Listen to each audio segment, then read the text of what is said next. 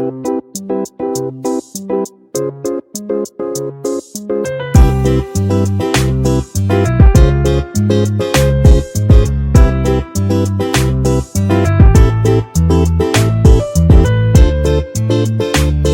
Kitchen मध्ये नमस्ते। आजची recipe आपल्या तोंडी लावायला जेवणाबरोबर असा सालड, रात्रीच्या जेवणात दुपारच्या जेवणात एकदम मजेदार असा सालड आहे। इथे पहा, मी कांद्याची आणि सालड एकदम छान असा तोंडी लावायला तुम्ही कोणत्याही चॅनलवर असा बघितलेली नसेल अशी रेसिपी दाखवते। 10 मिनिटात होती।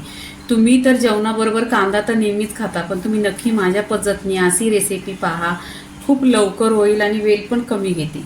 इथे पहा, मी 4 कांदा कट केलेले आहेत। कट पण असं करायचं, आपण बिर्याणीला कांदा कट करतात ना तसं कटिंग मध्ये असं लॉंग कांदा कट करायचा। आता इथे लागणारे मी मसाले दाखवते तुम्हाला। इथे चाट मसाला घेतलेला आहे, इथे आमचूर पावडर घेतलेला आहे, इथे काश्मीरी लाल मिरची पावडर आहे कलरसाठी, आणि चवीनुसार मीठ घ्यायचा।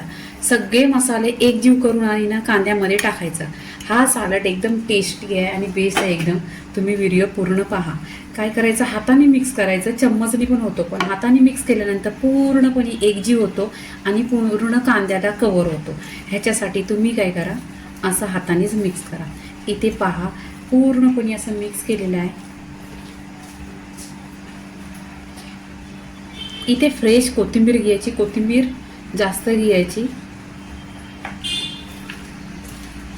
इथे 1 मिनिट छान असे ना मिक्स करून घ्यायचा। पूर्णपणे मसाला पूर्ण कांद्यांना असं लागला पाहिजे।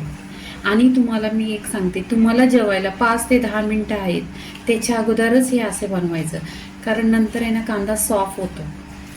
तेव्हा जेवायला 10 मिनिटं आहेत तरी बनवायला सुरुवात करायचं। तुम्हाला वेळ जास्त असेल, अर्धा 1 तास असलं ना तर आहे ना ह्याच्यामध्ये लिंबू नाही पिल्याचं। लिंबू पिल्यानंतर आणि मीठ टाकल्यानंतर पूर्णपणे कांद्याचं पाणी होऊन जातो। इथे पहा, पूर्णपणे हे झालेलं आहे। इथे आहे ना मी लिंबू कट करून घेतलेला आहे, अर्धा लिंबू घेतलेला आहे। इथे आहे ना लिंबू पिल्याचा छान टेस्ट लागतो। ह्याच्यामध्ये आमचूर पावडर पण टाकली आणि अर्ध्या लिंबाचा रस टाकायचा, मग एकदम टेस्टी आहे ना। तुम्ही असा कधीच असा सालड नाही खाल्लेला। आणि पहा, कलर पण बघितलं, एकदम कलर सुरेख आलेला आहे। इथे पहा, असा याचा टेस्ट असतो ना। आणि तुम्ही आहे ना कमेंट पण करा कसा तुमचा सालड टेस्टी झालेला। इथे पूर्णपणे लिंबू पिळून झालेला आहे। तर सालडची रेसिपी पूर्णपणे झालेली आहे। लाईक करा, शेअर करा, सबस्क्राईब करा आणि नेहमीच खात राहा। धन्यवाद।